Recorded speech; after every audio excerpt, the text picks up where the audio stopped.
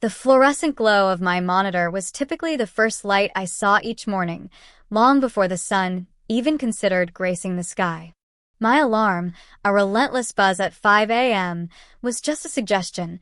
I was usually up before it, already absorbed in the intricate world of tax codes and financial statements. As a certified public accountant, busy was my default setting, professional my second skin. Each day, I navigated a labyrinth of balance sheets, audits, and deadlines, ensuring every comma and decimal point was in its rightful place. My brain was a finely tuned machine, capable of sifting through reams of data, identifying discrepancies, and forecasting fiscal futures for a diverse portfolio of clients. It was a demanding job, requiring meticulous attention to detail and an almost obsessive commitment, but I thrived on the challenge, on the clean, precise logic of numbers. There was a quiet satisfaction in bringing order to financial chaos, in the certainty of a perfectly reconciled spreadsheet. Yet, this unwavering dedication, this almost surgical precision, extended far beyond the confines of corporate finance. For years, my personal life had been an extension of my professional one, a continuous, often thankless, exercise in financial management for my family. My sister, Tiffany, was the primary beneficiary of my services. Her life, as broadcast across her perfectly curated Instagram feed, was a testament to casual luxury, brunch at trendy spots, designer bags, spontaneous weekend getaways. What her followers didn't see, what she rarely acknowledged even to me, was that nearly all of it was underwritten by my meticulously calculated paychecks. Just last week, the auto payment notification popped up on my phone, $485.73 for Tiffany's gleaming white SUV, the one she insisted she needed for her influencer side hustle, which seemed to consist mostly of posing with sponsored products she rarely actually used. Her apartment rent, a cool $2,200 for a loft in a prime neighborhood, hit my account automatically on the first of every month. I'd set up the recurring transfer years ago, initially to help her get on her feet, a phase that seemed to have no expiration date. Then there were the smaller, but persistent, drains, her various credit card bills, often inflated by impulse buys from high-end boutiques, which I'd sometimes pay off directly to save her from ever seeing the actual total. The latest one, a $600 charge for a new pair of designer sneakers she posted with a caption, #TreatYourself, had stung a little more than usual.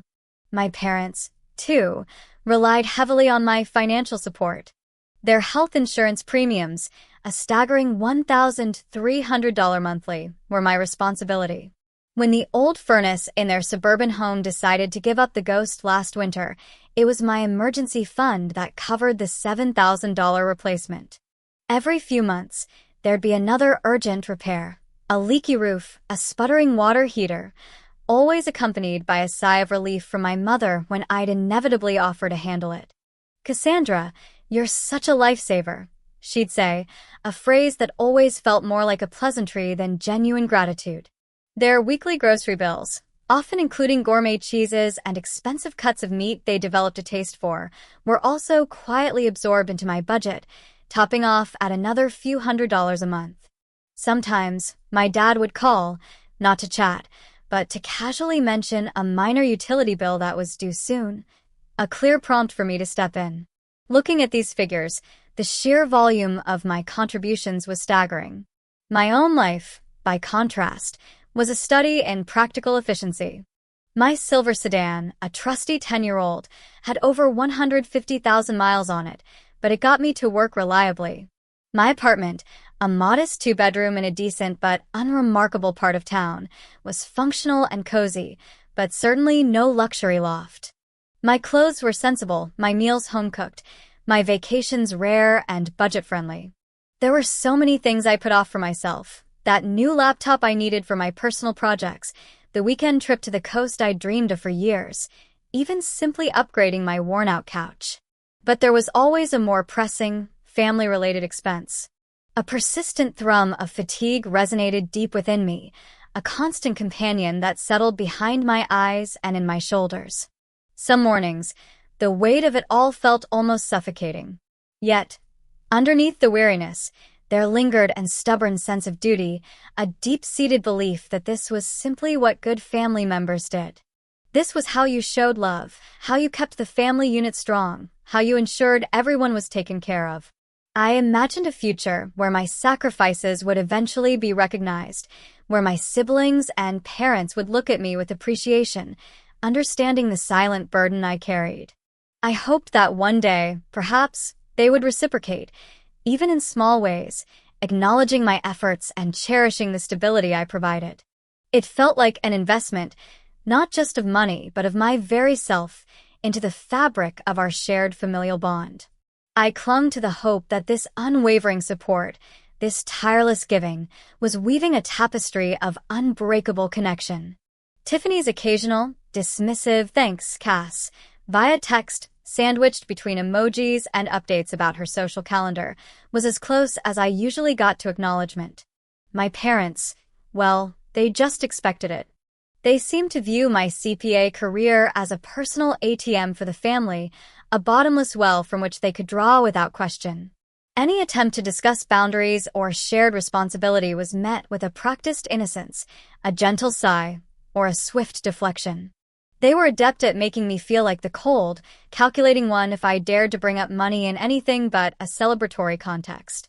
Their posture was one of casual entitlement, as if my hard-earned money was simply a communal resource, one that I, as the most financially capable, was obligated to manage and distribute. And for years, I did exactly that, suppressing the growing whisper of resentment, convinced that this silent endurance was the true measure of my love for them. Tiffany's life, as curated on her Instagram feed, was a brightly lit, perfectly filtered testament to effortless glamour. While I was crunching numbers late into the night, my sister was posting stories from five-star restaurants, clinking champagne flutes with equally immaculately dressed friends. Her nails, always freshly manicured, often clutched designer handbags, the same ones I'd seen the invoices for, neatly filed away in my mental ledger, waiting for my automatic payment to clear. There were sun-drenched selfies from exclusive resort pools, tagged in far-flung locations like Santorini or Bali, vacations I knew for a fact were made possible by the quarterly bonuses I meticulously saved, not for myself, but for her travel fund. I'd scroll through her feed on my lunch break, sometimes in the quiet solitude of my office, a half-eaten sandwich growing cold beside my keyboard.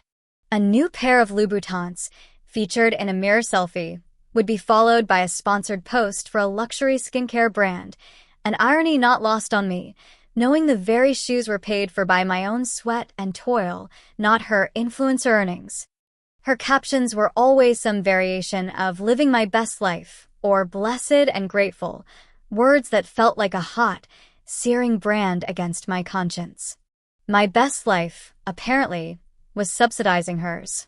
Her gratitude seemed to extend only to the universe, never specifically to the person writing the checks that funded her universe.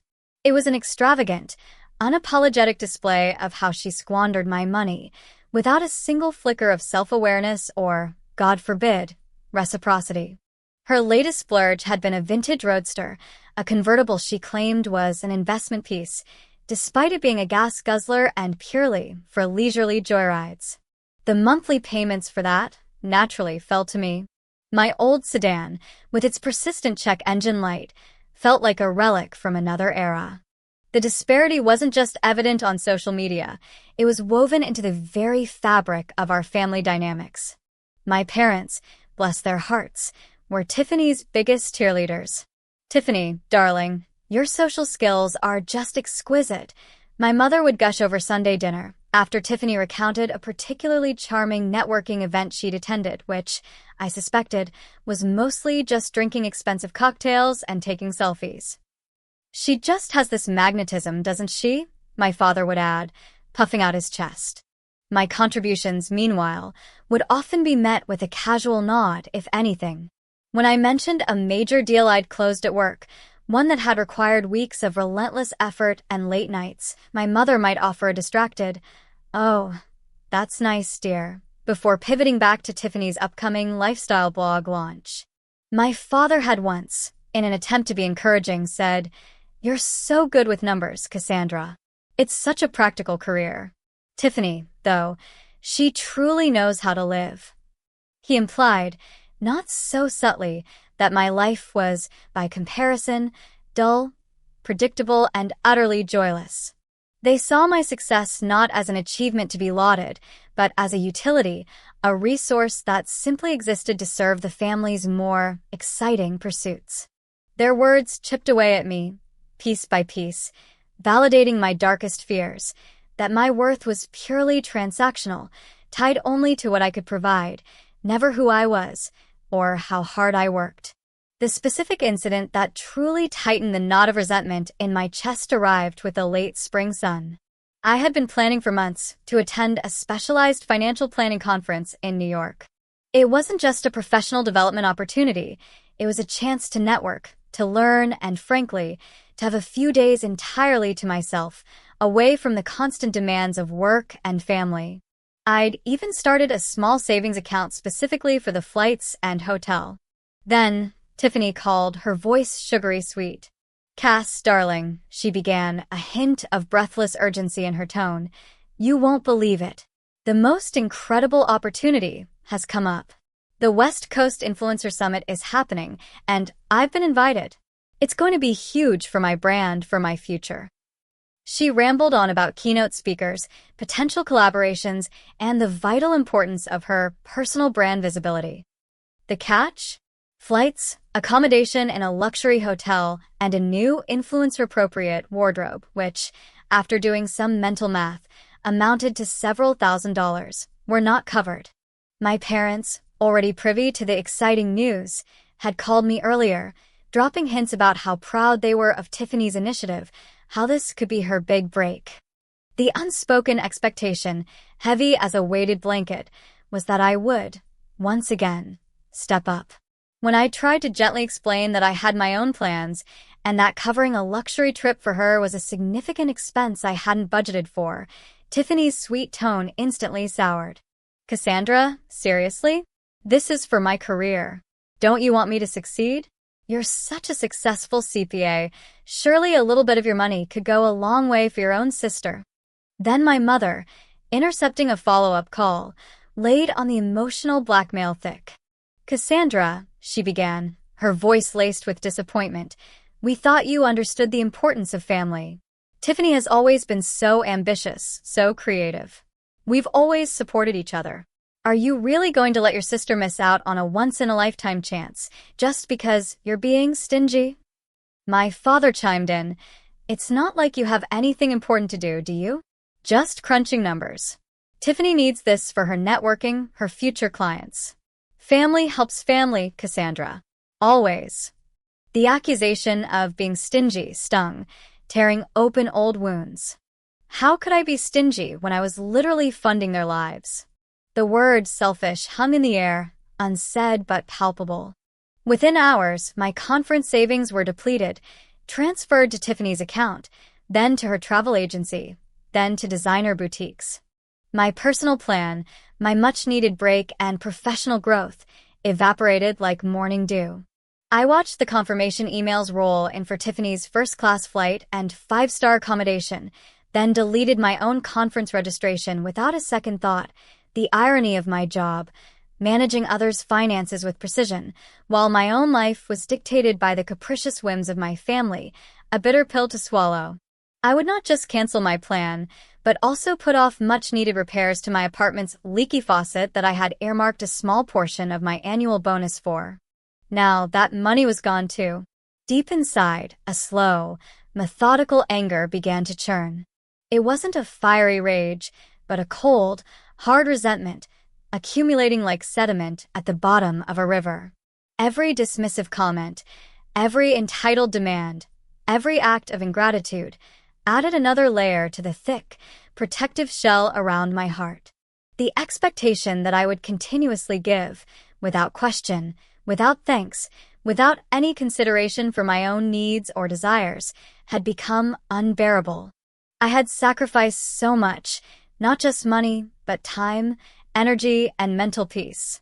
I loved my family, I truly did, But this love was being weaponized against me, used to fuel their extravagant lifestyles while leaving me emotionally and financially drained. My patience, once seemingly boundless, had finally found its limit. The belief that my sacrifices would eventually be recognized, that my family would reciprocate, was now nothing more than a brittle, shattered hope. The unshakable foundation of my compliance was cracking piece by painful piece. I started fantasizing about a life where their demands held no sway, where my decisions were truly my own. The thought was liberating and terrifying, all at once. I was tired, so intensely tired, of being Cassandra the ATM, Cassandra the dependable and dull, Cassandra who always said yes. I knew, with a certainty that chilled me to the bone, that something had to change, and soon. The quiet whisper of resentment had grown into a persistent, undeniable roar within me. It was a roar that demanded to be heard, even if it meant tearing apart the very family fabric I had so painstakingly paid to maintain. The crisp autumn air, usually a balm for my soul, felt unusually sharp against my skin as I pulled my sensible, 5-year-old sedan into my parents' crowded driveway. Thanksgiving, or rather, the fall family gathering as my mother now preferred to call it to seem less traditional and more inclusive, more socially aspiring, was in full swing. Laughter, tinny music, and the unmistakable scent of my mother's burnt pumpkin pie, a perennial feature, wafted from the open door. I had just rushed from an emergency client meeting, an audit anomaly requiring my meticulous attention, until nearly 5 p.m. My blazer, though still crisp, felt heavy and unforgiving. My hair, hastily retucked into a severe bun, probably betrayed the last-minute dash. I was, as usual, operating on the fumes of efficiency and a rapidly depleting cup of coffee. Walking through the threshold felt like stepping onto a stage where I hadn't learned my lines. The usual suspects were milling about, my various aunts, uncles, cousins, and a few of Tiffany's current influencer friends who always seemed to materialize for free food and photo opportunities. My contribution, a precisely calculated, perfectly balanced quinoa salad with roasted root vegetables, because someone had to bring something healthy and not burnt, felt absurdly out of place next to the sprawling buffet of creamy casseroles and glistening hams. I set it down on a corner table, trying to make myself useful, but knowing it would likely be ignored.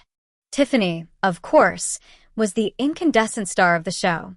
She glided through the living room in a flowing bohemian chic dress that I vaguely recognized from a recent high-end boutique sale, a sale I knew she'd only been able to afford because I had just covered her unexpected surge in credit card debt. Her perfectly coiffed blonde hair caught the afternoon light as she regaled a small crowd with anecdotes about her recent wellness retreat in Tulum, a trip whose eye-watering cost I had also conveniently absorbed into my ledger under sisterly support, discretionary. Her laugh, a bright, silvery trill, carried over the din. She looked utterly effortless, utterly radiant, utterly cared for. My heart twinged with a familiar, dull ache. My parents, always stationed near Tiffany like proud stage managers, greeted me with cursory hugs and distracted smiles. "Cassandra, dear, you made it. Just in time for dessert, though I suppose you'll stick to that salad of yours?" My mother gestured faintly towards my abandoned quinoa, a hint of disdain in her voice, as if health food was my latest eccentric hobby, rather than a practical choice for someone whose salary was being siphoned away by everyone else's indulgences. My father grunted a welcome, his eyes already drifting back to Tiffany, who is now showing off a new diamond tennis bracelet, another gift from a friend. I was sure. I knew, with the cold certainty of an accountant looking at a meticulously balanced sheet, that my own meager savings would soon be called upon to sustain this glittering facade. I drifted to the periphery, picking up a ginger ale and trying to make conversation with Aunt Carol, who politely inquired about my CPA firm. "Still crunching numbers, dear?" she asked, her tone implying that crunching numbers was a slightly less reputable, if necessary, occupation than, say, being an influencer. I offered a tired smile, explaining a complex new tax regulation I was working on. Her eyes glazed over. I was a detail in the background landscape of their lives, a dependable fixture, always there, always providing, never truly seen. The conversation eventually shifted, as it always did, back to Tiffany. Someone mentioned her blossoming social media presence. "She's just so natural in front of the camera," Cousin Mark piped up, clearly smitten. "Not like some of us who have to work at it." A ripple of approving murmurs went through the group. It was then that Tiffany, catching sight of me standing by the fireplace, turned her full, dazzling attention my way. Her eyes, usually so calculating, now sparkled with a performative warmth that chilled me to the bone. She straightened, dramatically placing a hand on her hip, her voice cutting through the festive chatter, just loud enough to command everyone's attention. "Oh, look who it is, everyone," she announced, her tone dripping with mock affection. "It's Cassandra, our resident little worker bee." She paused, letting the phrase hang in the air, allowing a few polite chuckles to ripple through the crowd before delivering the fatal blow. "Always trying so hard, aren't you, sweetie? All that effort you put into, everything. We get it, you're trying to be impressive." The words hit me like a physical punch. Trying so hard. It wasn't just a casual jab. It was a public dissection of my very existence, my dedication, my sacrifices, twisted into something pathetic and desperate. The sweetie was the venomous icing on the cake, an infantilizing endearment meant to dismiss me entirely. Tiffany wasn't just mocking my effort. She was scoffing at the very idea of effort, implying that my hard work was evidence of my inadequacy, my inability to achieve success with her effortless grace. She was saying that my entire life, everything I had done, the very foundation of my identity, was nothing more than a pathetic plea for validation. And the validation, she implied, would never come. Not from her, not from them. A suffocating silence descended on the group gathered around her, thick and heavy. For a split second, I saw it in their faces, the uncomfortable shifting, the quick glances away, the forced smiles that didn't reach their eyes. Aunt Carol looked at her shoes. Cousin Mark swallowed hard. A few of Tiffany's friends, however, exchanged knowing smirks. One even giggled, echoing Tiffany's earlier, lighter laughter, but now it sounded brittle and cruel. They were her audience and I the sacrifice. My parents, who usually sprang to action to mediate even the slightest family squabble, remained utterly inert. My mother, noticing the momentary awkwardness, simply cleared her throat and turned to my father, saying something about dessert soon, honey. My father, ever the patriarch who preferred blissful ignorance, merely nodded, his eyes already scanning the room for the next opportune moment to fade into the background. They saw nothing. They heard nothing. They chose to be blind and deaf to their daughter's public humiliation. The shock was absolute, immediate, and utterly paralyzing. My vision tunneled. The vibrant colors of the festive decorations seemed to blur. The cheerful chatter of distant relatives faded into a muffled drone. My heart hammered against my ribs, a frantic, trapped bird trying to escape. My blood, I swear, felt like it was draining from my face, leaving a cold, hollow ache in its wake. All I could feel was an overwhelming, soul-crushing wave of humiliation. Betrayal. This wasn't just about Tiffany's cruelty. It was about the crushing weight of years of unspoken disappointments, of being overlooked, of consistently coming second. It was the realization that my relentless giving, my constant sacrificing, had not earned me love, respect, or even basic kindness. It had only earned me contempt and ridicule. And from whom? My sister. My parents. The very people I had bled for, financially and emotionally. My breath hitched. The carefully constructed walls around my composure, built layer by painstaking layer through years of professional stoicism and family obligation, shattered instantly. It felt like being ripped open, exquisitely vulnerable, in front of everyone. The world, indeed, seemed to stop. The air turned icy. I could almost hear the sound of hopes, once fragile but persistent, crumbling into dust within me. I gripped my glass of ginger ale so tightly my knuckles turned white, convinced it would shatter in my hand. My mind, usually a fortress of logic and calculation, was a chaotic storm of raw pain and disbelief. I struggled for words, for a retort, for anything to staunch the bleeding wound of her callousness, but my throat was tight, my tongue heavy. I felt tears pricking at my eyes, a weakness I absolutely could not afford to show. Not here. Not now. Excuse me. I managed to croak out, the words barely audible, forcing a polite, distant smile that felt like a grotesque mask. I need a moment. I turned abruptly, not waiting for a response, not looking at anyone, desperate to escape the circle of their mocking gaze. Every step felt heavy, as if I were wading through thick mud. The sounds of the party, now distant and mocking, seemed to follow me. My sole focus was to put as much distance as possible between myself and that awful, burning spotlight. I stumbled through the back door, past the patio where a few distant cousins were chatting, and made a beeline for the small, neglected vegetable garden at the edge of the property. The cold air hit me, a refreshing shock after the stifling heat of the house. I leaned against a gnarled apple tree, its skeletal branches reaching towards a pale, autumn sky. My legs suddenly gave out, and I slid down, collapsing onto the damp, cool earth, hidden from view by a thick hedge. The tears came then, a torrent I couldn't hold back. They weren't just tears of sorrow or shame. They were tears of rage, hot and searing. Rage at Tiffany for her cruelty. Rage at my parents for their blindness, their complicity. But most of all, rage at myself. Rage for tolerating it all, for continuing to be their ATM, their dependable dullard, the invisible prop in their glamorous lives.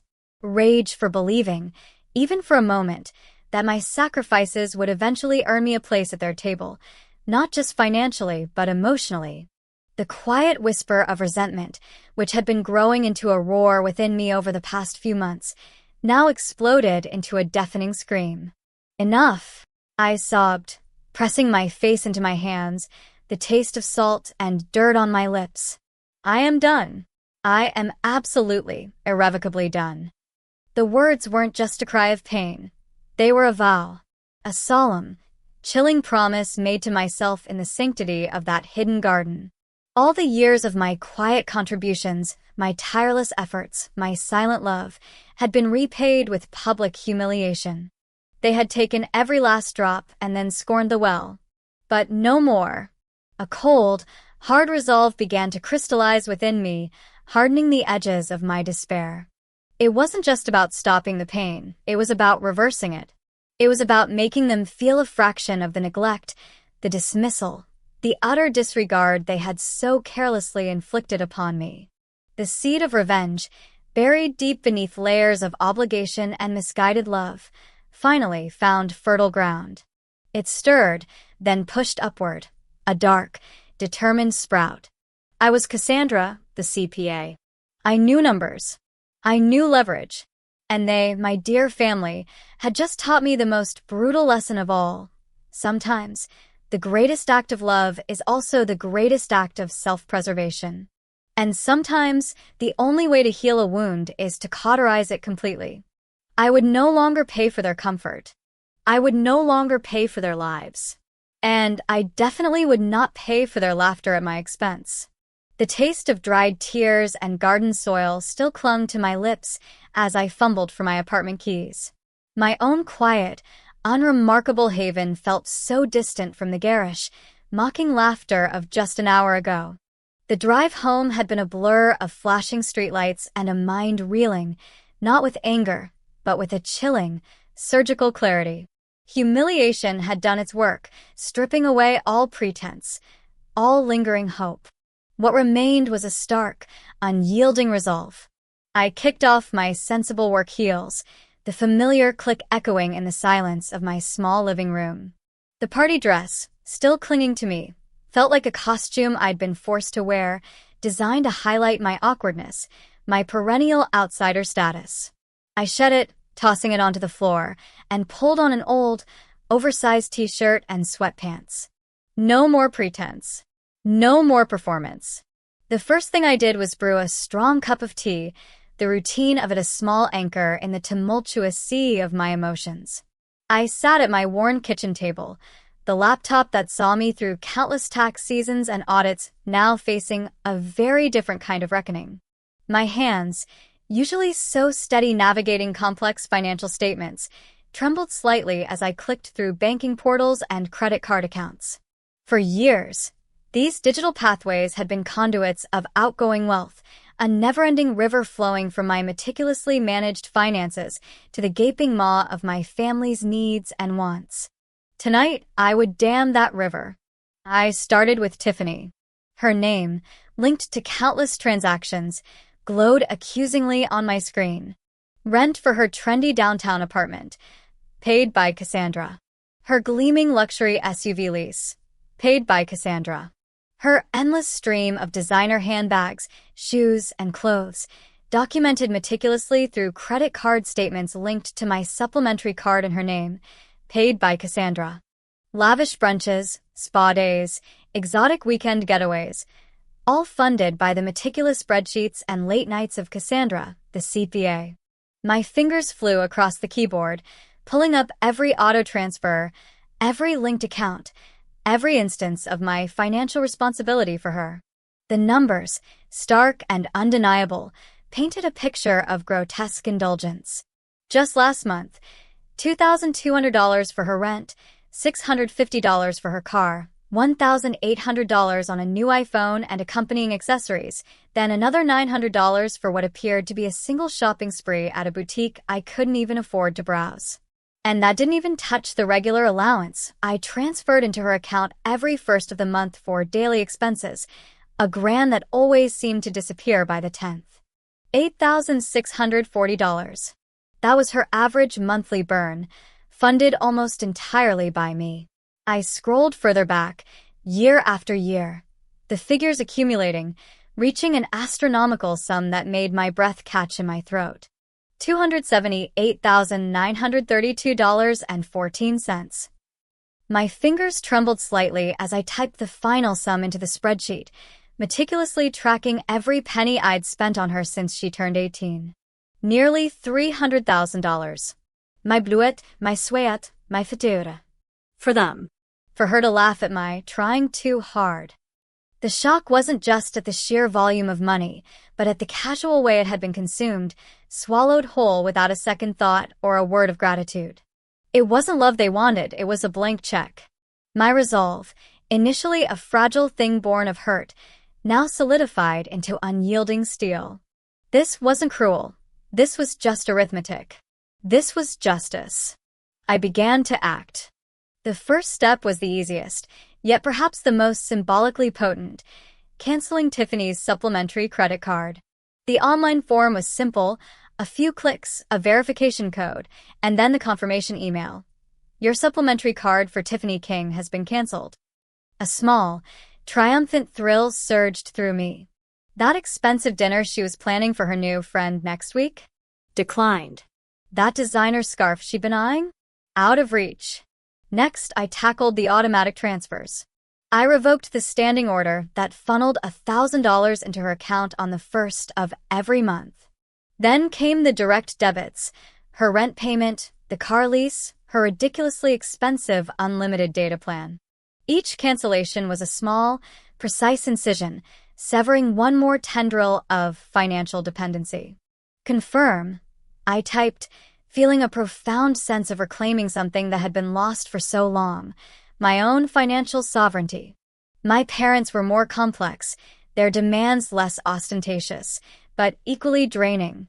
Their health insurance, a hefty premium even with my company's generous plan, canceled the auto payment. The exorbitant property taxes on their sprawling, outdated house, removed from my monthly bill pay. The repairs to the leaky roof last summer, the new water heater just a few months ago, the monthly gardener and cleaner they insisted they needed, all previously covered by me without question. I systematically reviewed and detached myself from every single recurring expense. The internet bill, the cable TV, even their phone bills, all were now their responsibility. And then the final, chilling touch. I opened my insurance and retirement accounts. For years, out of a misplaced sense of loyalty and a desperate hope for familial recognition, I had listed my parents and Tiffany as beneficiaries. With a steady hand, I changed them all to my distant cousin, Sarah, a kind woman who had always treated me with genuine respect, or to a charity supporting financial literacy. It was a symbolic gesture, a definitive statement that my future, my legacy, was no longer intertwined with theirs. This wasn't just about money. It was about disentanglement, brick by painstaking brick. As I executed each step, a strange dichotomy emerged within me. There was a faint echo of the old Cassandra, the one who experienced a pang of guilt, a flicker of doubt, wondering if this was truly what a good daughter or a loving sister would do. But that voice was weak, quickly drowned out by the roar of the new Cassandra. This was not about malice. It was about self-preservation. It was about drawing a line in the sand, a boundary carved not with words, but with cold, hard numbers. My professional training, the very skill they had so readily exploited, was now my deadliest weapon. The CPA in me took over, detached, analytical, seeing only inputs and outputs, debits and credits, a ledger finally balancing not in their favor, but in mine. The control I felt was exhilarating, a potent antidote to years of powerlessness. This wasn't merely stopping the flow of money. It was releasing myself from a gilded cage. This was liberation. The initial reactions were exactly as I'd predicted, a quiet tremor before the earthquake. My phone, which I had deliberately silenced, vibrated with a text from an unknown number. "Your card got declined at Nordstrom. What's wrong?" It was Tiffany, obviously. She hadn't even bothered to save my number, sending a terse message from a store clerk's phone. A small, dry smile touched my lips. Good. Let the inconvenience begin. Later that evening, a slightly more urgent email popped up in my inbox from the utility company. Reminder: your bill for account #XXXX is now past due. A late fee may be applied. My parents. They wouldn't have checked their mail until the afternoon, and their immediate reaction would be annoyance, assuming it was an administrative error or my oversight. They had no idea the carefully constructed financial safety net they had taken for granted no longer existed. They were still floating in blissful ignorance, perceiving only isolated glitches, not the systemic dismantling that had just occurred. They didn't know the storm was coming. But I did. And I was ready. The quiet tremor became a full-blown seismic event the very next morning. I was in the middle of preparing my usual modest breakfast, oatmeal and coffee, when my phone, still set to silent, began to vibrate with an intensity that suggested true distress on the other end. It wasn't an unknown number this time. It was Tiffany. Or rather, it was Tiffany's husband, Mark, which was even more telling. She rarely used her own phone for anything other than social media, let alone for a frantic call. I let it ring, watching the screen light up with his name, then another call from Tiffany directly, then a string of frantic texts. "Cass, what the hell is wrong with my card? It's getting declined everywhere. Did you forget to transfer the money? And I'm literally starving here. My rent is due. Answer me." The sense of entitlement in her messages was breathtaking, as if I had merely forgotten a chore, not deliberately dismantled her financial safety net. A cold, hard knot formed in my stomach, not of fear, but of anticipation. The storm had arrived. I finished my coffee, took a deep breath, and only then did I decide to engage. I didn't call her back. I typed a short, unambiguous message. "Tiffany, I have stopped all financial support. You are on your own to manage your expenses now. This is not a mistake." I hit send, feeling a pang, not of regret, but of finality. It was done. The silence that followed felt heavy, as if she were absorbing the full weight of those words, or perhaps simply unable to process them. The relative peace lasted less than an hour. My phone rang again, this time with my mother's number. This was it. The real confrontation. I answered, my voice steady. Hello, Mom. Cassandra. What is going on with Tiffany's allowance? She just called us in hysterics. Her rent is due. Her card got declined. She can't even buy groceries. What did you do? Her voice was sharp, laced with a familiar accusatory tone that always surfaced when Tiffany was in distress. Mom, I just told Tiffany. I've stopped all financial support. I repeated, my voice even, devoid of emotion. I knew better than to get drawn into an emotional wrestling match. Stopped? What do you mean stopped? Cassandra, that's absurd. She needs that money to live. You can't just cut her off like that. What kind of sister does that? She was already escalating, bypassing the peacemaker phase entirely. The carefully constructed image of family unity was cracking under the slightest pressure. Mom, I've been supporting Tiffany for years. Years. She's an adult. It's time for her to support herself. I kept my answers short, factual, and unwavering.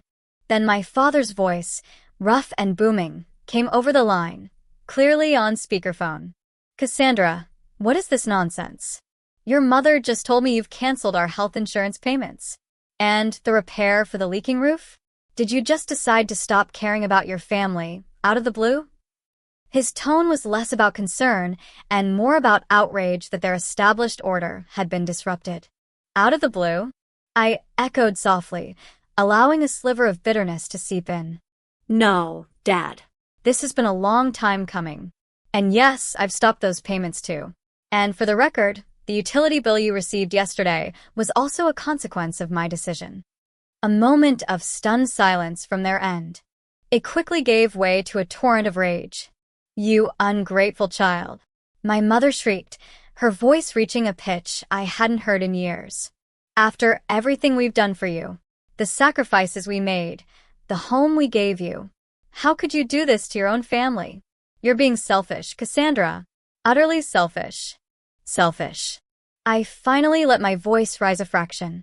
Is it selfish to want to live my own life? Is it selfish to want to save for my own future? Is it selfish to be tired of working myself to the bone to fund someone else's luxury lifestyle while I drive a 15-year-old car and live in a modest apartment? The words tumbled out, each one a tiny chip against the dam of my restraint. Your sister works hard to maintain her image, to network. That's important for her future, my mother interjected, desperately trying to reframe Tiffany's exorbitant spending as an investment.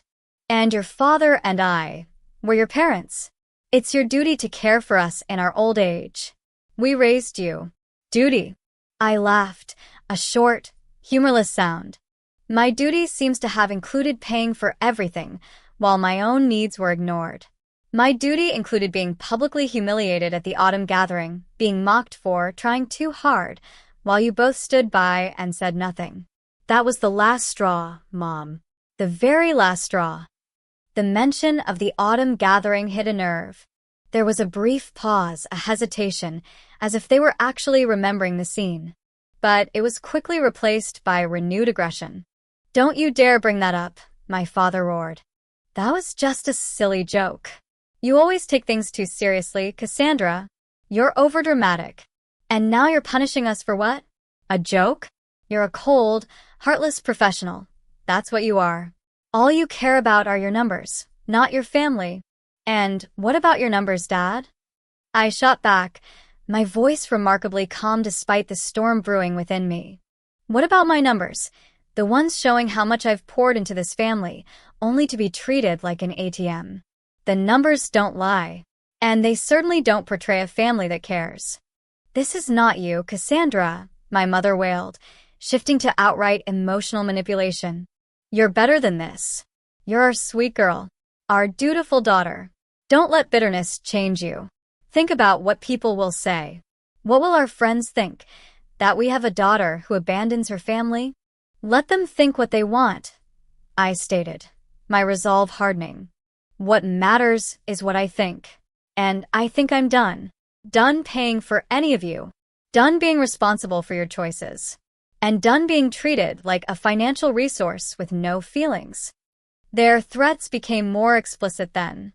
My father threatened to cut me out of his will, as if there was anything left in it after I'd funded their lives for so long. My mother threatened to tell everyone how I'd abandoned them, to publicly shame me. They hurled accusations of being a bad sister, a heartless daughter, a money-obsessed machine. Each accusation was designed to wound, to drag me back into the emotional quicksand where I usually capitulated. But this time it was different. Each cruel word, each manipulative plea, instead of weakening me, fortified my resolve. It was as if their venom was a self-made antidote. Their true colors were shining so brightly, so undeniably, that there was no room for doubt or second-guessing. They weren't just angry. They were truly baffled that their control tactics weren't working. They genuinely believed I was obligated to them, that my life was theirs to extract from. "I understand you're upset," I said, a strange sense of peace settling over me. "But my decision is final. I will not be discussing this further. Don't you dare hang up on your mother." It was my father. But I did. I pressed end call with a deliberate, firm movement. The line went dead. The silence after it was deafening, yet profound. My hand trembled slightly, not from fear, but from the adrenaline coursing through me. I felt the immense pressure of their combined anger, their disbelief, their absolute fury, pressing down on me. It was like standing at the epicenter of an emotional earthquake. Then, a moment later, the phone buzzed again, a call from Tiffany. Another from Mom, followed by a barrage of texts. I didn't hesitate. I went into my phone settings, found each of their contacts, and selectively blocked them. Not just silenced, but outright blocked. The feeling was astonishing. It wasn't an act of cowardice. It was an act of self-preservation. It was drawing a concrete, unbreachable boundary. The immediate aftermath was a strange mix of emotions. A deep, aching sadness for the family I had once believed I had, a family that clearly never truly existed beyond a transactional relationship. A sense of grief for the loss of that idealized connection.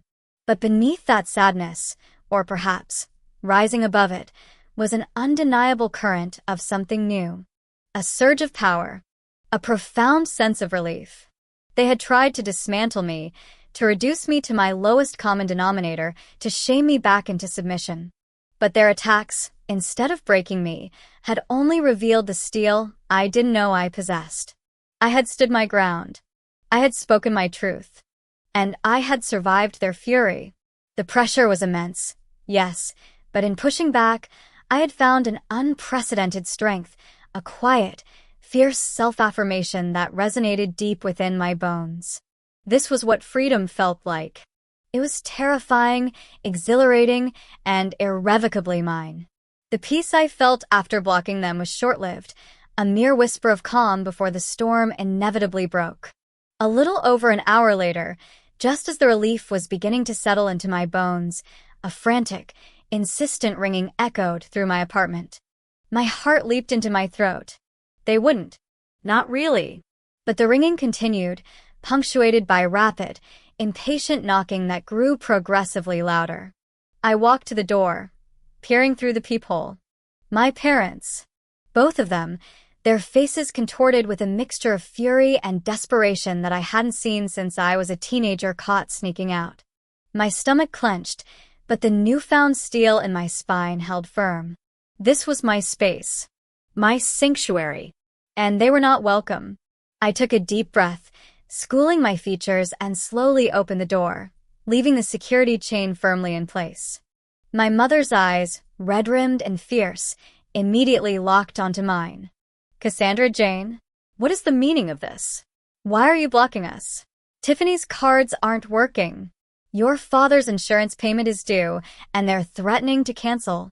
Her voice was sharp, a weapon honed by years of demanding things.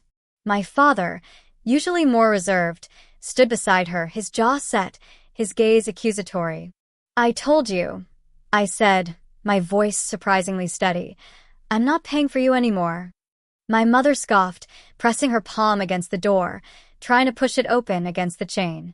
"Don't be ridiculous. What kind of nonsense is that? Are you trying to punish us? What did we do to deserve this?" "What did you do?" I repeated, a bitter laugh escaping my lips. What did you not do, Mom? Before she could respond, my father suddenly lashed out, his voice booming with uncharacteristic rage. You ungrateful little bitch. After everything we've done for you, we raised you, put a roof over your head. How dare you turn your back on your family? My eyes widened slightly at his vitriol, but the shock quickly morphed into a cold resolve. You raised me? You nurtured me? Or did you just see me as your personal ATM, a fallback for when your golden child decided her latest whim was more important than responsibility? My mother's face twisted. Don't you dare talk about Tiffany that way. She's delicate. She needs support. Unlike you, who's always been so self-sufficient. The word self-sufficient dripped with disdain, as if it was a flaw, not a virtue. Suddenly, my mother's phone rang. She fumbled with it, glaring at me, then put it on speaker. Tiffany's panicked, whiny voice filled the small entryway. Mom, Dad. Is she there? Get her to turn it all back on. My landlord is calling me. My car is going to get repossessed. She's trying to ruin my life. The collective assault hammered at me, a calculated attempt to overwhelm me with guilt and fear. The usual Cassandra would have caved, would have apologized, would have tried to fix it. But that Cassandra was gone, replaced by a woman who had finally learned the true cost of their love. Tiffany, I said, my voice cutting through her histrionics, you're on your own. It's time you grew up. Grew up? Tiffany shrieked through the phone. You're just jealous, Cassandra. Jealous of my looks, my friends, my life. You work yourself to death because no one wants to be around a boring CPA. You only do this to try and get attention. A phantom pain bloomed in my chest, an echo of the humiliation I'd felt at the fall gathering. Is that what you really think, Tiffany? That I pay for your entire life because I'm jealous? Or is it because you've never had to lift a finger for anything, thanks to me? I looked directly at my parents, who were now gaping at the phone, as if they hadn't expected me to engage directly. You raised her to believe that, didn't you? That her charm was currency, and my hard work was just background noise. Something to be exploited. My mother, recovering, tried a different tactic. Her voice dropped, attempting a sorrowful tone. Cassandra, honey, you're not well. You're stressed. We understand. But you can't just throw away your family over some misunderstanding. Think of poor Tiffany. Think of us. We're getting old. We need you. Tears welled in her eyes, a performance I'd seen countless times. My father joined in, his voice slightly softer, but no less manipulative. You want us to lose our home? Do you want your mother to go without her medication? Is that what you want, Cassandra? For us to suffer on the streets? He pointed a trembling finger at me. This isn't you. This isn't the kind-hearted girl we raised. The kind-hearted girl you raised, I repeated, a wry, almost detached amusement in my tone. The kind-hearted girl who drove a 15-year-old car while paying for Tiffany's brand-new luxury SUV. The kind-hearted girl who missed out on vacations and never updated her apartment while footing the bill for Tiffany's lavish trips and designer clothes. The kind-hearted girl who paid for your health insurance and every home repair for the past decade while you boasted about Tiffany's social media followers and ignored my achievements. My parents were stunned into silence, their faces slowly draining of color. They weren't used to me itemizing their transgressions, not with such precision and calm. And then, I continued, my voice gaining strength, each word a hammer blow. At the fall gathering, your precious, delicate daughter stood in front of our entire extended family and publicly mocked me. She said I was trying too hard, that my entire life was an attempt to perform for attention. While you stood by and let it happen, Mom. While you chuckled, Dad. My voice cracked only slightly, but quickly regained its steel. That was the last straw. That was when I realized what all your demands, all your love, truly meant. My mother opened and closed her mouth, searching for words, but none came. My father's eyes darted between me and the door, realizing the gravity of the shift. Their manipulation wasn't working. Their guilt trips were bouncing off a reinforced wall. "So, no," I said, looking from my mother to my father, then to the phone. "I'm not stressed. I'm awake. And I'm done. Done being your bank. Done being your scapegoat. Done being the quiet, reliable one you take for granted while showering all your affection and attention on someone else." I leaned slightly towards a gap in the door, my voice firm, clear, and utterly devoid of pity. "I'm done paying for any of you. You're on your own." The silence that followed was deafening, broken only by a faint, choked sob from Tiffany on the phone. My parents stared at me, their faces registering a slow, terrifying realization. I meant it. Their endless well had run dry. Their source of easy money, their buffer against responsibility, was gone. The casual disdain, the entitled expectations, the public humiliation, it had all culminated in this moment, and they were finally reaping what they had sown. Their power over me, built on my sense of obligation and their emotional blackmail, had evaporated. My mother's face crumpled, not in genuine sorrow for me, but in a raw, childish fury that she had lost control. My father's shoulders slumped, defeated. They had underestimated me, assuming I would always be there, always bend. They were wrong. Slowly, deliberately, I undid the chain on the door. My parents flinched, perhaps expecting a different kind of confrontation. Instead, I simply pushed the door shut, steadily, firmly. It wasn't a slam of anger. It was the quiet, definitive click of a lock, sealing off a chapter of my life. The sound echoed through my apartment, a soft thud that resonated deep within my chest. I stood there, my back against the closed door, the silence of my apartment a stark contrast to the cacophony of their accusations. A wave of emotions washed over me, a deep, profound sorrow for the phantom family I had mourned for years, the one that never truly existed. A pang of regret for the love I had desperately craved and never received. But overriding it all was an overwhelming surge of relief, a sense of liberation so potent it left me breathless. It was a firm, quiet calm, like the eye of a storm I had finally navigated. I was free, and it was just the beginning. The click of the lock had been final. A period, not a comma. My parents were gone, their threats and pleas echoing in the empty space they left behind, but their power was gone too. I spent the next few days in a strange state of quietude, a cocoon of calm that settled over me. There were no more urgent texts demanding money, no more calls from my mother asking me to just put it on your card, no more passive-aggressive voicemails from Tiffany about her latest emergency. The silence was deafening, yet incredibly liberating. It wasn't long before the first ripples of my decision began to spread, though.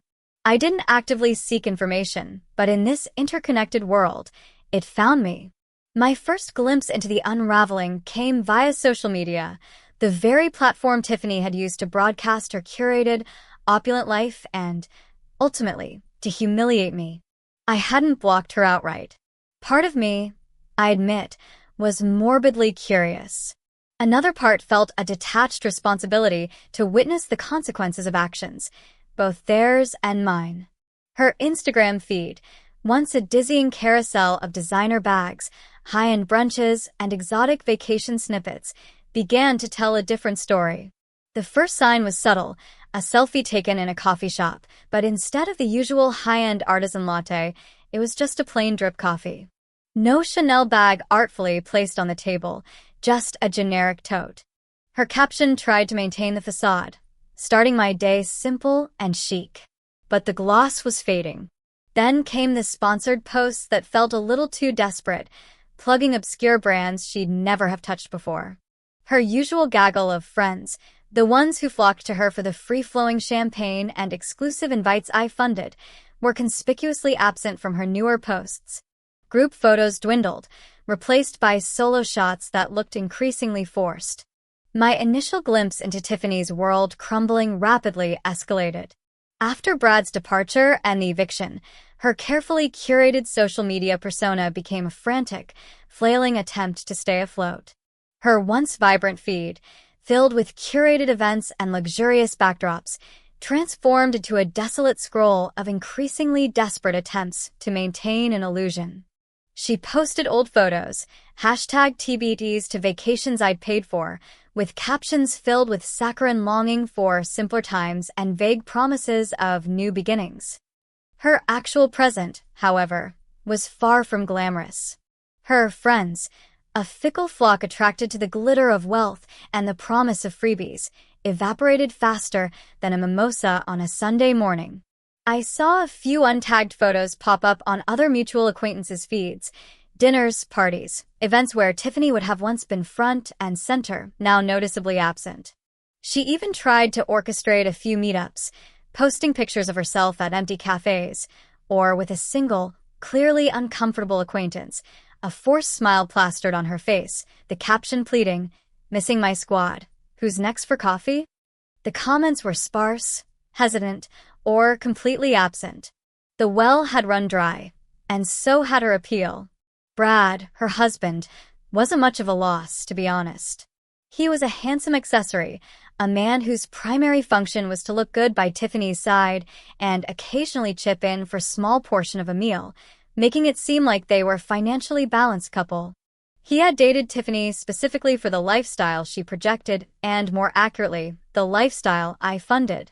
He drove a flashy car I suspected was leased with my sister's credit card, which I also paid for, and never seemed to have a demanding job. He was a professional hanger-on, skilled in the art of living well without earning much. When my financial spigot dried up, Brad, ever the pragmatist, saw the writing on the wall. He wasn't marrying Tiffany for her charming personality or her fiscal responsibility. He married the dream, and that dream now required actual effort. His departure was swift and unceremonious, a series of increasingly pointed arguments that culminated in him texting Tiffany from a hotel room, citing irreconcilable financial differences and a fundamental misalignment of life goals. Divorce papers followed, clean and brutal, leaving Tiffany with nothing but the clothes on her back and a mountain of debt, which, ironically, she now had to face alone. The low-paying job at the Greasy Spoon Diner eventually became her grudging reality. No more culinary arts pretense. It was sheer survival. Sarah sent me a blurry photo once, taken by a friend who had accidentally run into Tiffany.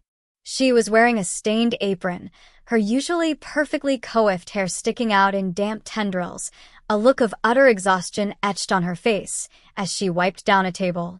The designer nail polish I used to see in her Instagram stories was chipped, her hands raw. The casual disdain she had often met common labor with was now a mirror reflecting her own bitter reality. Sarah's friend had overheard Tiffany complaining to a fellow server. "My feet are killing me. And this job is so demeaning. People are so rude. Do they not know who I am?" The fellow server apparently just rolled her eyes. Tiffany, who had never known the indignity of a long shift on her feet, the sting of a patron's casual dismissal, or the sheer physical exhaustion of earning minimum wage, was now experiencing it all firsthand. Every cheap tip, every spilled drink, every demanding customer was a lesson in humility, served with a side of reality check. The woman who once spent more on a single handbag than many people earned in a month was now counting pennies, watching the clock, and dreaming of the day her shift ended. The effort she had mocked me for was now her daily bread, baked in the crucible of her own entitled expectations.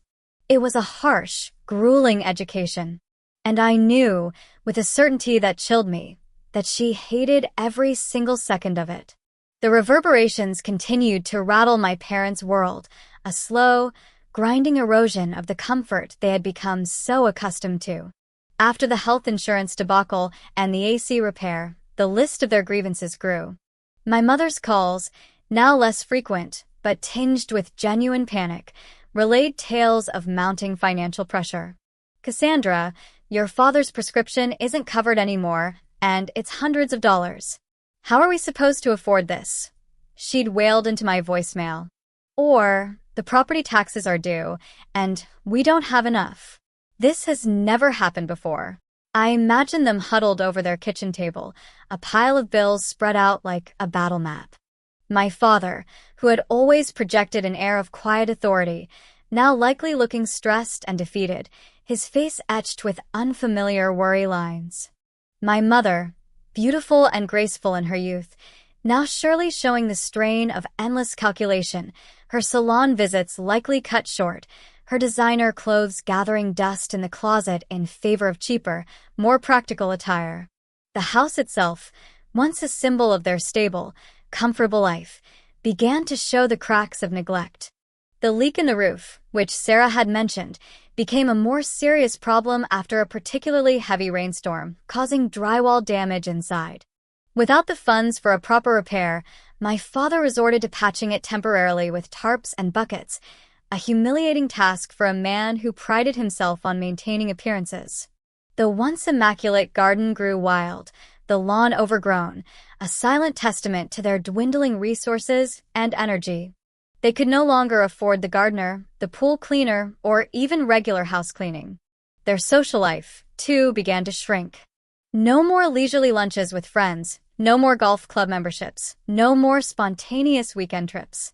My mother's bridge club, which she had hosted with such pride, probably became a source of anxiety as she worried about offering less than perfect refreshments or revealing the fraying edges of their once impeccable home. They grew more isolated, not just financially but emotionally, as their complaints about their ungrateful daughter, me, likely strained relationships with longtime friends who couldn't or wouldn't understand. The most significant change, however, was the conversation about selling their home. It started as a whisper, then a frustrated suggestion, and finally, a desperate reality. The house, built by my grandfather, had been in the family for generations, a touchstone of their identity. To sell it was to admit utter defeat, to dismantle the last vestiges of the life they believed they were owed. I pictured them walking through the rooms, once filled with laughter and holiday cheer, now heavy with the weight of unpaid utilities and deferred maintenance, perhaps pointing out the worn carpets or the chipped paint that Cassandra should have taken care of. When Sarah told me they had finally put the house on the market, her voice was hushed, almost reverent with the gravity of the news. "They're looking at a small condo, Cassandra," she whispered. "Across town. They said they can't deal with the upkeep anymore." I knew, and Sarah knew, it wasn't about the upkeep. It was about funds. The downsize was a direct consequence of their inability to maintain the lifestyle I had propped up. It was a tangible, unavoidable symbol of their broken expectations and diminished reality. The walls of their comfortable prison, built on my sacrifice, were finally closing in on them.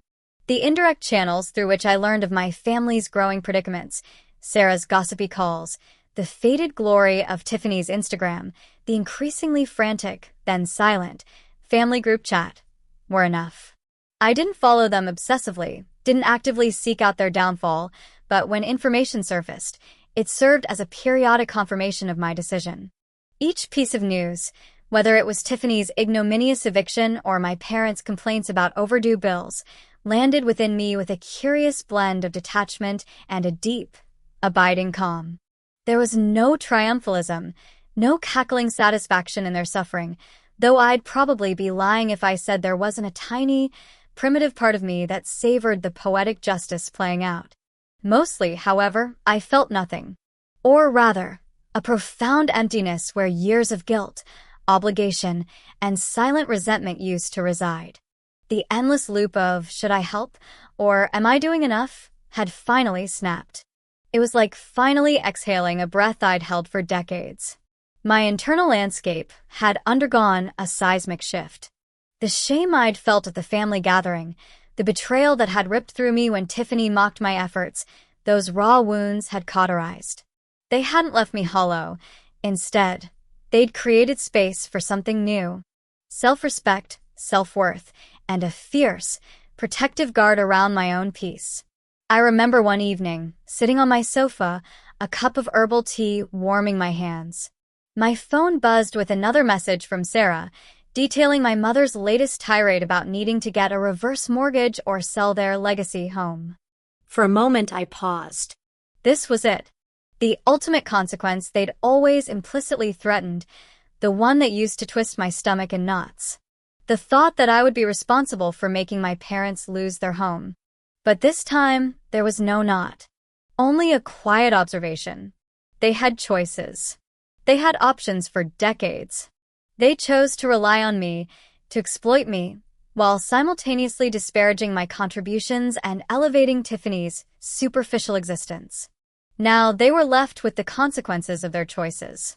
Just as I was finally living the consequences of my choice to put myself first. The realization settled over me, as comforting and warm as the tea in my hands. I felt no guilt. Not a shred. Guilt, I understood now, was a tool of manipulation they had wielded against me for years. It was a narrative I had internalized, a cage I had unwittingly built for myself. But the cage was open. I was out. The satisfaction wasn't aggressive or vengeful. It was quiet, deep, and peaceful. It was the serenity of knowing I had finally, truly, healed the gaping wound of injustice within my own life. It was the calm feeling of an accountant who has balanced the books, closed the ledger, and found everything, finally, to be in perfect order. The debts I had paid, the love I had given, the sacrifices I had made, they had been taken for granted, never appreciated, and ultimately weaponized against me. Now the account was closed, and I was genuinely content with the balance. The thought of them struggling, truly struggling for the first time in their lives, didn't make me revel. It made me acknowledge. They were finally experiencing the reality that I had shielded them from for so long. And it wasn't my burden to carry anymore. My chapter with them was closed. My story, however, was just beginning. This was simply the necessary fallout, the clearing of the debris, before I could truly start building my own life, unburdened and free. The silence in my apartment, now a familiar sound, hummed with the promise of that future. The silence in my apartment, now a familiar sound, hummed with the promise of that future. It wasn't just a promise, it was an invitation. An invitation to build, to explore, to simply be.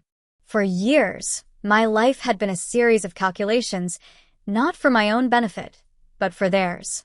Now, the ledger was open to a new page, and this time, every entry would be for me. My first act of deliberate, self-centered defiance was the car. My old sedan, bless its reliable, dented heart, had been a workhorse. It had carried me to countless family gatherings, ferried Tiffany's designer shopping bags, and often served as a silent confessional for my own anxieties. It was practical, modest, and utterly unremarkable, just like I had been trained to be.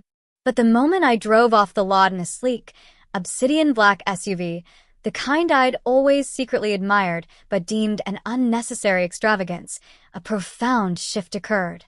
The leather seats, the advanced tech, the quiet hum of a powerful engine. It wasn't just transportation, it was a statement. Asterisk, I deserve this. Asterisk, the purchase itself felt like a release valve, a surge of adrenaline mixed with a quiet, persistent joy. I remembered how Tiffany used to scold me for not having a nicer car because it reflected poorly on the family. Now, the only reflection that mattered was my own, smiling back at me from the rearview mirror. Next came the apartment. My small, functional space had always been just that, functional. A place to sleep between shifts and financial crises, an anonymous backdrop to my perpetually burdened life. Now, it was time to transform it into a sanctuary. I started with the kitchen, gutting the outdated cabinets and replacing them with modern, minimalist designs. I chose a deep sapphire blue for an accent wall in the living room, a color I'd always loved but never dared to commit to, fearing it might be too much. I invested in a comfortable, oversized armchair, a plush rug that felt like walking on clouds, and art that spoke to me, not just filled a blank space. Each decision, from choosing the grain of the wood flooring to picking out the perfect scented candle, was an act of reclaiming my personal space, imbuing it with my own taste and desires. It wasn't about making it lavish, it was about making it mine. I remembered every time I'd been about to spend on a decor item, only for a text from Tiffany about a new credit card bill or a call from my parents about a leaky roof to derail it. Now, those urgent demands were gone, replaced by the quiet hum of my own developing aesthetic. The apartment breathed, and so did I. The greatest ambition, however, was the trip. For years, my travel had been limited to short, functional visits to family or work conferences. The idea of a personal, immersive journey had been a distant fantasy, always superseded by their needs. But as I sat at my laptop, scrolling through images of the Amalfi Coast, a spark ignited. This wasn't just a vacation, it was a pilgrimage to a new self. I meticulously planned every detail: the charming boutique hotel nestled into a cliffside, the small boat tours to hidden grottos, the cooking classes where I could learn authentic Italian recipes. The mere act of planning, of anticipating beauty and adventure, filled a void I hadn't even realized was there. I imagined myself sipping limoncello by the sea, the salty air on my skin, truly present, truly free. No urgent calls, no unexpected bills, no one demanding my attention or resources. Just me, the sea, and the endless sky. As my physical space transformed, so did my inner world. I began to pick up the forgotten pieces of myself. Before the great family burden descended, I had been an avid reader of classic literature, my nose perpetually buried in a book that had slowly faded, replaced by spreadsheets and financial reports. Now, I bought a new e-reader and devoured novels, plays, and poetry, feeling my mind awaken in a way it hadn't in years. I rediscovered my love for hiking, lacing up my boots and exploring local trails, the rhythm of my steps on the earth a grounding force. The solitude in nature wasn't lonely, it was meditative. I remembered how my parents used to mock my bookish nature, urging me to be more social, like Tiffany, which always meant attending events where I was expected to pick up the tab. Now, these quiet, solitary pursuits felt like a cherished secret, rebellion against the constant noise of their demands. I also signed up for a pottery class, something completely out of my logical, numerical comfort zone. My hands, usually so adept with a keyboard or calculator, fumbled with the clay at first. But there was a profound satisfaction in shaping something tangible, in feeling the earth beneath my fingers, creating beauty from a shapeless mass. It was raw, imperfect, and utterly freeing. I didn't care about the outcome, only the process. This, I realized, was what true leisure felt like, doing something purely for the joy it brought, without any expectation, without any need to justify the expense or the time. With my renewed sense of self came a noticeable shift in how I interacted with the world, particularly with colleagues and new acquaintances. Before, I had often been guarded, my energy perpetually drained by familial obligations.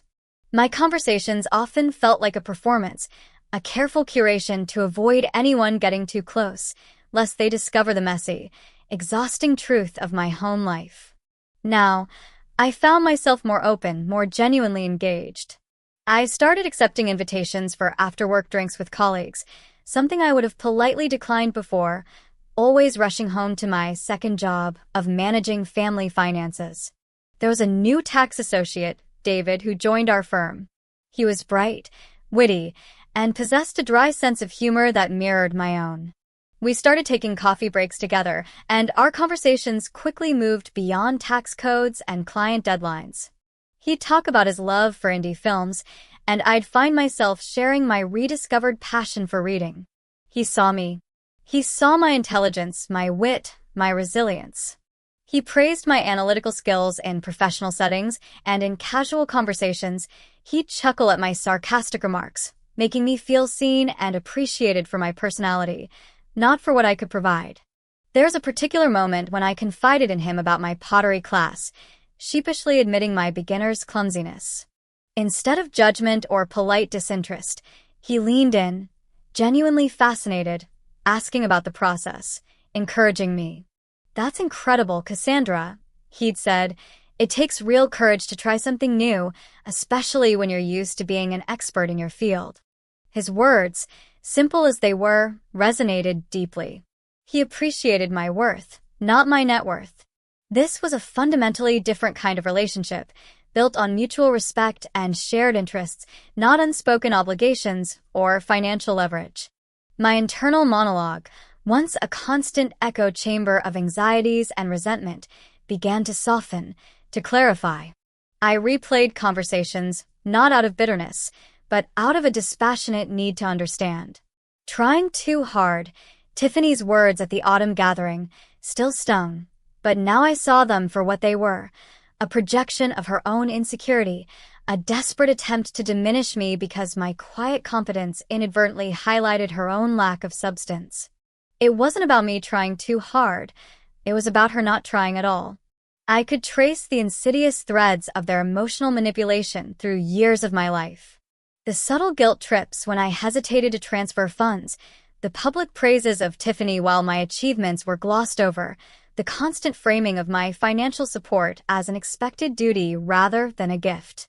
I had been conditioned to believe my value lay solely in my utility to them, that my love was conditional on my financial contributions. The realization was akin to a fog lifting. The anger was gone, replaced by a quiet, determined pride. Pride not just in my professional accomplishments or my newfound personal freedoms, but pride in the strength it took to sever those ties, to stand alone. I had broken the cycle. I had chosen myself. And that, I understood, was the hardest, most courageous thing I had ever done. One quiet evening, curled up in my newly upholstered armchair, a mug of herbal tea warming my hands, I let myself fully sink into the present. The soft glow of my reading lamp illuminated the pages of a book, but my gaze drifted, taking in the serene blue wall, the framed art that spoke volumes of my rediscovered taste. I acknowledged the ghost of the past, the memories of hurt and neglect, the hollow ache of feeling unloved for who I was, only for what I could provide. It was a familiar ache, but it no longer consumed me. It was like an old scar, visible, a reminder of a past wound, but no longer actively painful. The healing was profound, complete. The freedom I felt wasn't a wild, reckless abandon. It was a deep, abiding peace. The kind of peace that comes from knowing who you are, what you deserve, and having the courage to claim it. I was Cassandra, the CPA, yes, but also Cassandra, the avid reader, the aspiring potter, the hiking enthusiast, the friend who laughed easily and deeply. I was no longer defined by the roles they had imposed on me: the provider, the fixer, the silent sacrifice. I was simply me, whole and complete. The future, once a blurry landscape overshadowed by their needs, now stretched out before me, clear and vibrant, filled with endless possibilities, all of them mine to shape, mine to explore. A year had passed since I had closed that door, not just on my parents, but on the version of Cassandra King who had believed her worth was tied to her sacrifice. It was a year that felt like a lifetime of quiet revolutions, each one solidifying the ground beneath my feet. My life, once a muted watercolor, had burst into vibrant hues. Professionally, the shift was remarkable. The energy I had once expended on juggling family finances without recognition, I now funneled into my career. My firm had always valued my dedication, but now they saw my true potential, unleashed and unburdened. 6 months ago, I had been offered a promotion to senior CPA, a role that came not just with a significant salary bump, which for the first time felt entirely mine to allocate, but also with exciting new responsibilities, including leading a team on complex corporate audits. I relished the challenge, the intellectual stimulation, the respect that was unequivocally earned, not just given out of familial obligation. Beyond my primary role, I'd also started a small, online financial literacy consulting service on the side, specializing in helping young professionals build sound financial foundations. It started as a passion project, a way to use my expertise for good, but it had quickly gained traction, generating a steady stream of income and, more importantly, a profound sense of purpose. It felt good to empower others, to help them avoid the financial pitfalls I myself had endured due to poor boundaries and misplaced loyalty. My personal life was equally rich, far removed from the solitary existence I'd known. Remember that old car? It had been traded in for a sleek, forest green hybrid SUV. Not ostentatious, but reliable, comfortable, and a symbol of my freedom to choose. My apartment, once merely a place to sleep between work and family demands, was now a sanctuary. I'd embraced a minimalist aesthetic, filled it with plants that thrived under my care, and created a cozy reading nook where I spent countless evenings. The pottery class I'd picked up after the break was no longer a fleeting interest. I was now somewhat proficient, my hands finding a therapeutic rhythm in the clay, shaping something beautiful from nothing, much like I was doing with my life. Last spring, I'd taken that long-dreamed-of trip to Patagonia, hiking through landscapes so breathtaking they dwarfed any past sorrow. I didn't travel with anyone, and for the first time, that didn't feel lonely. It felt liberating, a testament to my own company being more than enough. And then there were the people. I joined a hiking club, met an incredible group of women who shared my love for the outdoors. We'd conquered trails, shared stories, and built genuine connections rooted in shared interests and mutual respect, not based on what anyone could extract from another. There was Mark, too, a kind, intelligent architect I met at a local bookstore's author event. Our relationship was still new, gently unfolding, but it was refreshing. He listened, truly listened, and saw me, Cassandra, the woman, with her passions and her past, not Cassandra, the wallet.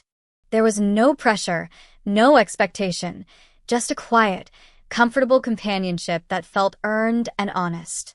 He knew about my family, understood the complexities, and respected my choices, without judgment. It felt healthy, supportive, and wonderfully normal. Of course, the specter of my old life hadn't entirely vanished, but it certainly cast a much smaller shadow. Tiffany's once ubiquitous social media presence had diminished significantly. I heard snippets through old channels, mostly from acquaintances who still circulated in her orbit or my parents' complaints. After Jay had left her, she'd been forced to downsize dramatically, moving into a much smaller, far less glamorous apartment in a less desirable part of town. The latest I'd heard was that she was working as a hostess at a mid-range restaurant, a far cry from her socialite aspirations. She no longer posted photos of designer bags or exotic vacations. Instead, there were occasional, grainy selfies from her workplace, looking tired, sometimes even a little humbled. There were no flashy filters, no carefully curated portrayals of a perfect life. It seemed the raw reality of earning her own keep was slowly, painfully, teaching her what it truly meant to work hard. While I didn't wish her ill, I also felt no urge to rescue her. The glimmer of adaptation, the acceptance of a modest job, was a sign of growth, perhaps, but it was a journey she had to take on her own terms, without my interference. My boundaries remained steadfast. My parents remained in their house, though I heard it was no longer as meticulously maintained. The for sale sign that had appeared briefly on the lawn a few months ago had eventually been taken down, but I knew they had to be making drastic cuts. They'd likely sold off some of their more valuable antiques, perhaps even the second car. Occasionally, they would try to reach out, a text on my birthday, a vaguely worded email about a leaky faucet. But their attempts were always met with professional politeness from me, a brief acknowledgement if absolutely necessary, but never an opening for renewed discussion about money or rekindled emotional manipulation. Once, during a chance encounter at the grocery store, Mom had looked thinner, her hair a bit grayer. She tried to engage, her voice tinged with a weariness I hadn't heard before. "Cassandra," she'd started, her eyes holding an unfamiliar flicker of something that could have been regret. "It's been hard. We miss you." Dad, standing beside her, just looked down at his feet. I met her gaze, a calm, unwavering presence. "I hope you're both doing well," I'd said, my voice even, before politely excusing myself. It wasn't coldness. It was self-preservation. Their suffering was a consequence of their choices, not my responsibility to alleviate. The guilt, if it ever surfaced, was swiftly replaced by the memory of the autumn party, of their silence, of my humiliation. The boundaries I had set were not walls of resentment, but foundations of self-respect. In the quiet solitude of my empowered life, my inner monologue was no longer a litany of grievances or a calculation of debts. It was a symphony of self-acceptance and peace. I had indeed found true happiness and a deep, abiding calm. The identity of provider, the heavy cloak of victim, they had both crumbled to dust. I was simply Cassandra, a woman who had learned to center herself, to listen to her own needs, and to cultivate a life rich with authentic connection and personal fulfillment. I was no longer defined by what I could give, but by who I was becoming. The scars were there, but they were no longer tender. They were simply part of my story, etched reminders of the strength forged in adversity. Looking out at the city lights from my apartment window, a year later, I felt an expansive sense of possibility. The future, once a shadowy path dictated by others' wants, now stretched out before me, luminous and inviting, full of infinite possibilities. I was no longer just surviving. I was thriving, charting my own course, navigating with wisdom and strength. I had the power to choose, the freedom to dream, and the courage to build a life that truly reflected my own values. My journey had taught me that true self-worth is not measured by the appreciation of others, but by the unwavering commitment to honoring oneself. And the most profound act of love, I realized, was often the courage to set boundaries, not just for others, but for the sacred space of your own spirit.